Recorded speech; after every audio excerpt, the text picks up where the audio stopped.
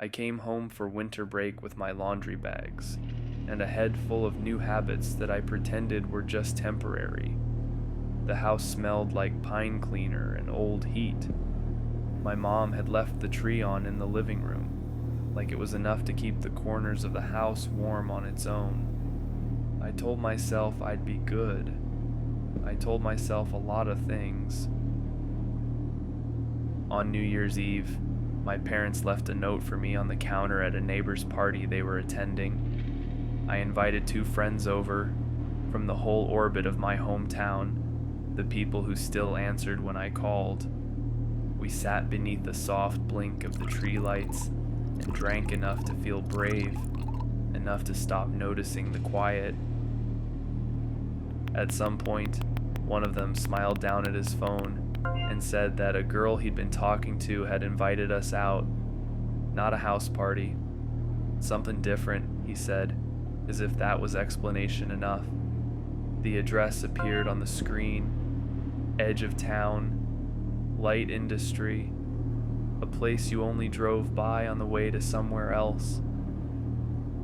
The rideshare let us off in front of a long, windowless building that looked like it was a repository for things nobody wanted to come back for.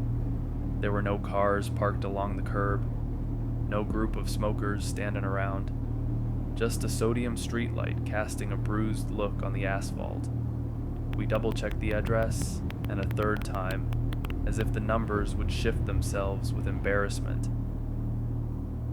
My friend wrote, "We're here." The message came back so quickly it felt automatic. "Yep, side door. Hurry before the countdown." We found the door ajar, a sliver of darkness.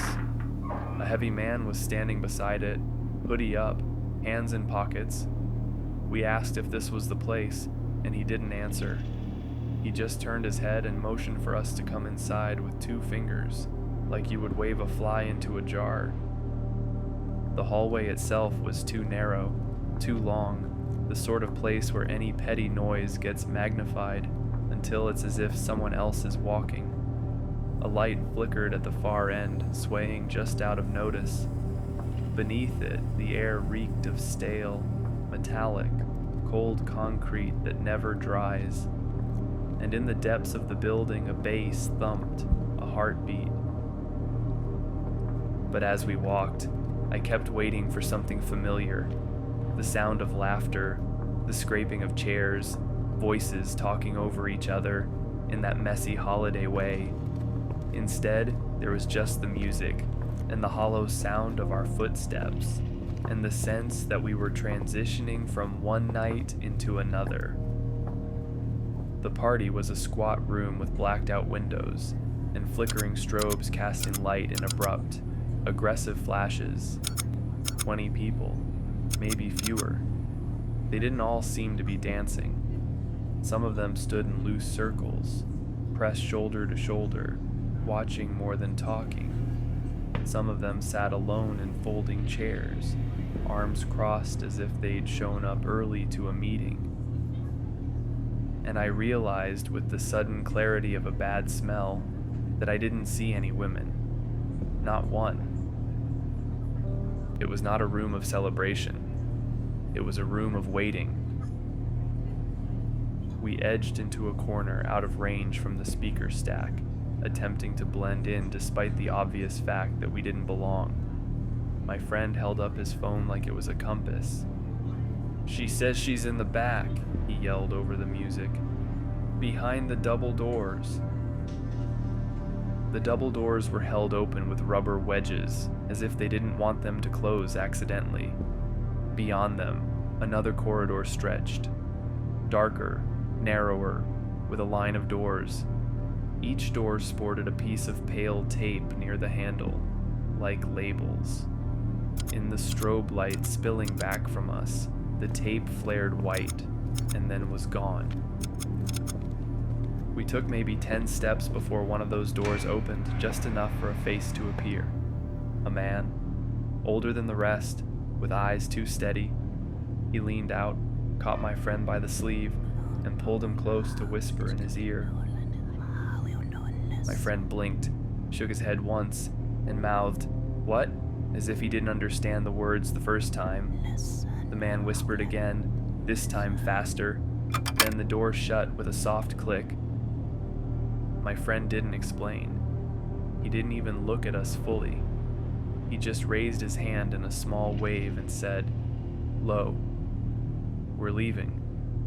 Now, we turned around and the room seemed to notice all at once.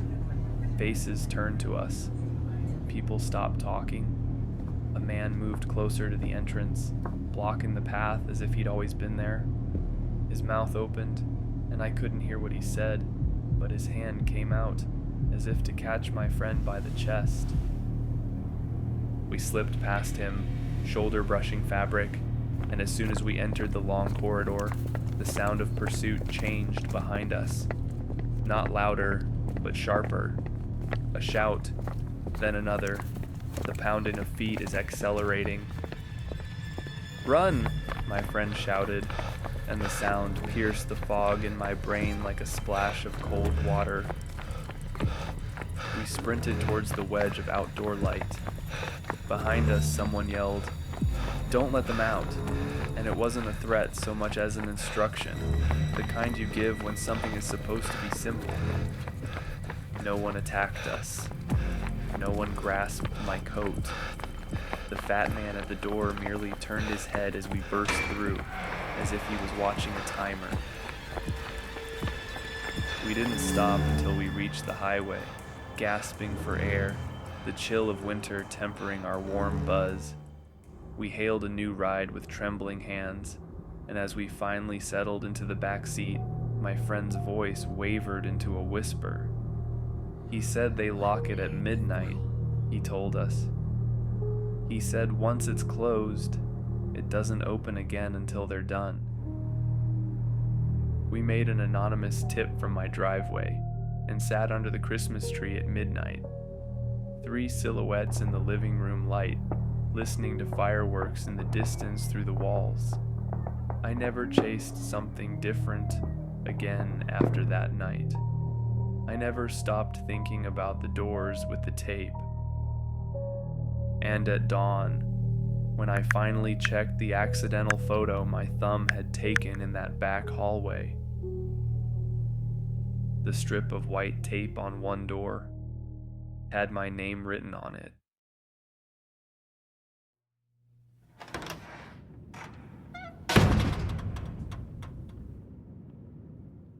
Like, share.